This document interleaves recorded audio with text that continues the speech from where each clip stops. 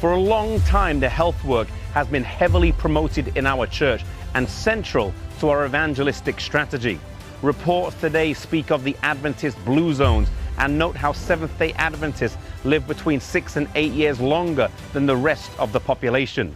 The rates of disease such as cancer and heart disease are significantly lower than the rest of the population, and some diseases such as lung cancer are almost non-existent. How did this come to be? Was it luck? Was it chance? Or was it something greater than that? In 1863 in Otsego, Michigan, Ellen White was given her health vision, where she was shown things that were way ahead of the medical practices of her time.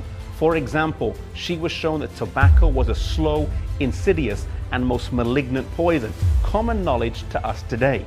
Yet in her time, the medical wisdom would have prescribed or at least not deterred you from using tobacco should you have any throat or lung issues. It wasn't until 100 years later when the Surgeon General of the United States finally condemned the use of tobacco.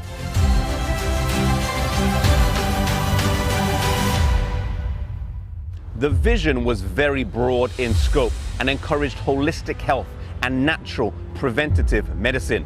Whilst there is always a need for acute care, preventative medicine seeks to prevent as much as possible disease in the body.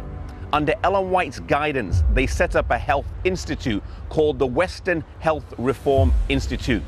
Dr. John Harvey Kellogg, today most famous for the world-renowned breakfast cereals that he invented, became the director of this institute at the young age of 24. John Harvey Kellogg attended some of the best medical schools in his day, the University Medical School in Ann Arbor, Michigan, and the New York University Medical College at Bellevue Hospital in New York City.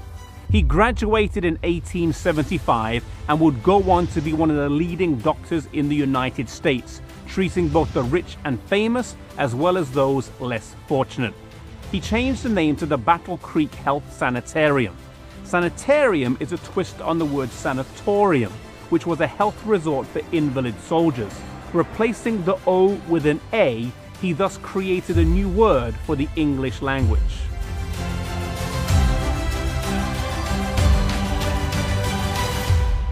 He would go on to pioneer some of the best medical practices of his day and invent some ingenious machines that were the forerunners of much of the modern equipment you'll see today in a gym, such as this rowing machine and gripmaster.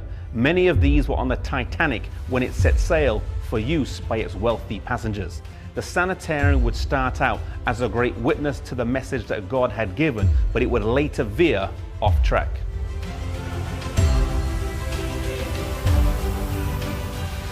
Unfortunately today, this message has often been neglected, and while many recognize that we do have a message and understand the truth and validity of it, many people do not live up to what they know about health.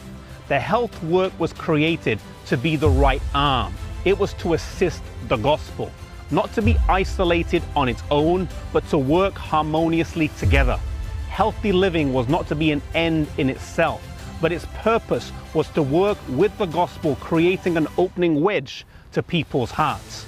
May we implement these principles first in our lives, and then also in the churches we are a part of as we witness to the communities we live in.